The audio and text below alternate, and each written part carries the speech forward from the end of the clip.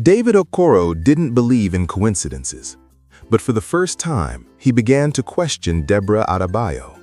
It started with something small, very small, a phone call. It was a Thursday evening. The sky over Abuja was glowing with the orange color of sunset as David parked his car outside the small cafe where he and Deborah had begun meeting after work. He arrived early, as usual. He always arrived early when it came to Deborah. Not because she asked him to, but because something about her made him want to try harder than he ever had for any woman before. He checked his watch. 6:03 p.m. Right on time. Deborah walked in 2 minutes later, and like always, the entire cafe seemed to notice. Her beauty was the quiet kind that didn't beg for attention, but somehow stole it anyway. Her long dress flowed softly as she walked toward him. Her smile warmed his chest. "Sorry I'm late." "You're 2 minutes early." She laughed. "You're impossible." They sat down. The conversation flowed easily. With Deborah, it always did. She talked about work, about church activities, about her dream of starting a foundation one day. David listened with admiration. Inside his mind, a voice whispered quietly, "This is the kind of woman you prayed for. A woman with purpose, a woman with faith, a woman with grace." But halfway through their conversation, her phone vibrated. She glanced down at it, and for a split second, something changed on her face. It wasn't fear. It wasn't anger. It was something else.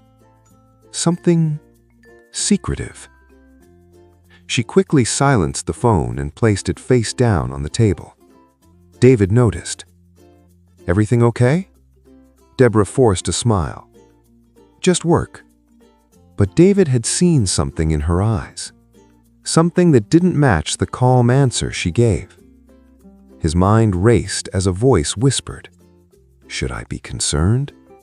Why did she react that way?" He ignored it, because when a man wants something badly enough, he sometimes chooses not to see the warning signs. Over the next few weeks, their relationship deepened.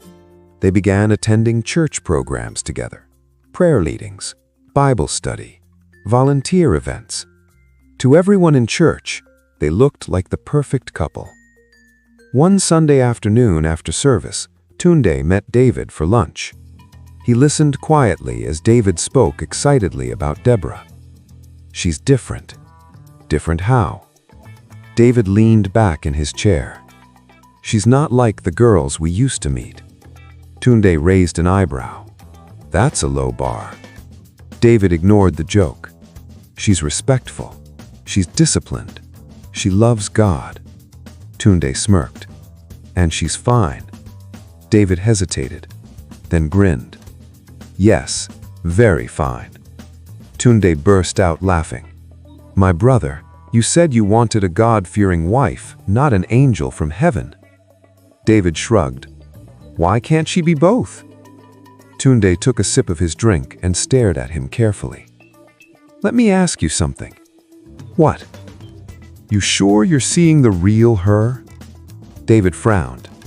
"What do you mean?" Tunde shrugged. "Everybody looks holy inside church." David waved his hand dismissively. "You're just being cynical."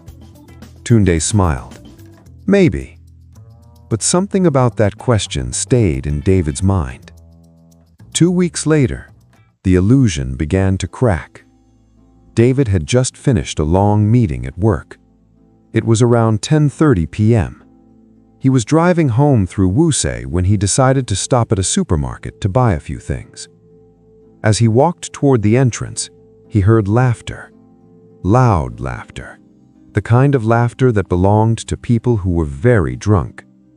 He glanced toward the parking lot, and then he froze, because standing beside a car under the bright white parking lights was Deborah. But this Deborah looked different, very different. Her hair was loose and wild. Her dress was tight and short. Nothing like the modest clothes she wore to church. A bottle of alcohol was in her hand, and she was laughing loudly with 2 men and another woman. David felt the ground shift under his feet. No. He stared harder. That can't be Deborah. But then she turned her face toward the light, and there was no mistake. It was her. The same Deborah who led prayer during Bible study. The same Deborah who quoted scripture during their conversations. The same Deborah who spoke of purity and faith. Except now, she was leaning against a car, taking a long drink from a bottle, and laughing like someone who had never stepped inside a church in her life. David's chest tightened. He stood there for several seconds, frozen, his brain trying to explain what his eyes were seeing. Maybe it was just a one-time thing. Maybe she was celebrating something. Maybe... Then one of the men wrapped his arm around her waist, and Deborah didn't move it away. Instead, she leaned closer to him and whispered something that made them both laugh. David felt something inside crack. Without thinking, he stepped forward. "Deborah!" His voice was quiet, but she heard it. She turned, and when she saw him, the smile vanished from her face. The entire group went silent. For several seconds, nobody spoke. Then Deborah straightened slowly. "David," her voice was careful now, "what are you doing here?" David looked at the bottle in her hand, then at the man standing too close beside him, then back at her. "I could ask you the same thing." The man beside him frowned. "Who's this?" Deborah hesitated. "Just a friend." The words hit him like a slap. Just a friend. After everything, after all their prayers, after all their conversations about faith. He laughed bitterly. "A friend." Deborah stepped toward him. "David, I can explain." "Explain what?" He gestured toward the bottle, toward the men, toward the short dress. "Which part are you explaining first?" Her eyes hardened slightly. "You're overreacting." David stared at her. "Am I?" She crossed her arms. "What I do with my life outside church is my business." The words felt colder than the night air. David shook his head slowly. "So the Deborah I know only exists on Sunday?" She didn't answer. That silence told him everything. The man beside him spoke again. "Guy, if you have a problem..." David raised a hand. "I'm not talking to you." Then he looked back at Deborah. For a moment, pain filled his eyes. "I prayed for you." She blinked. "What?" "I asked God to send me the woman like you." Deborah looked away. "And now?" David exhaled slowly. "Now, I don't know who you are." Without another word, he turned and walked away. Behind him, Deborah called his name. "David!" But he didn't stop. He kept walking. Because in that moment, something inside him had broken. And when a man's faith breaks, he often runs back to the very life he tried to escape. That same night, David found himself standing outside a place he had promised never to return to. The flashing neon lights of Club Inferno. The bass from inside shook the pavement. People laughed. Music roared. It was the same world he had walked away from months ago. His phone buzzed. Deborah was calling. Again, and again, and again. David stared at the screen, then turned the phone off. He stepped inside the club and ordered the strongest drink they had. 1 drink became 3. 3 became 5. The room began to spin. At some point, Tunde arrived and laughed loudly. "Look who the prodigal son is!"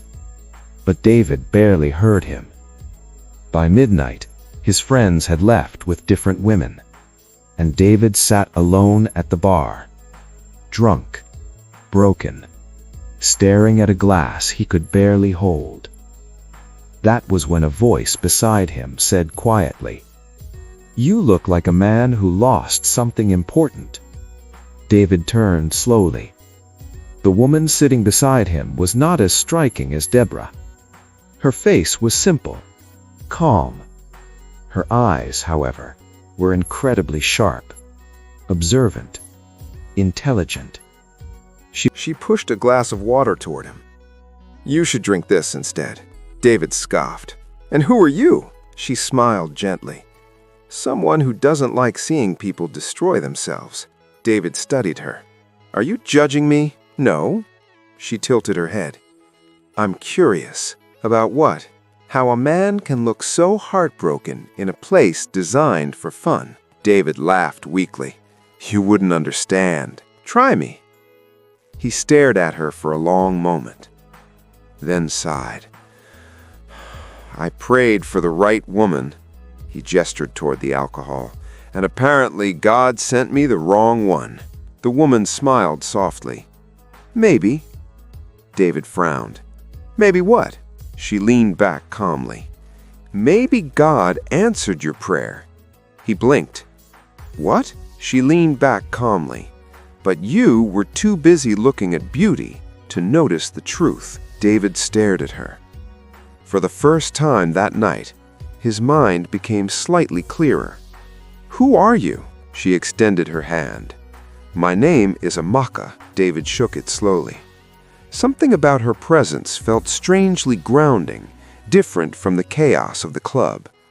And though he didn't know it yet, the woman sitting beside him in that noisy club, would she become the real answer to the prayer he thought had failed? David's world has been shattered, his faith has been tested, and his heart is torn between the woman he thought was his answered prayer and the unexpected truth he's facing. After the shocking revelation about Deborah, David finds himself lost and questioning everything. But Amaka, a woman of intelligence, calm, and sincerity, has entered his life. Her presence feels like an answer to his deepest struggles. But is she truly the one? Would she become the real answer to the prayer he thought had failed? Don't miss episode 3 of What He Prayed For and What He Got, where David's journey takes an unexpected turn. Will he find the love he's been seeking, or will his past pull him back into the life he tried to escape? Subscribe now and hit the notification bell to stay updated on the next thrilling chapter in David's emotional journey. The truth is never what it seems.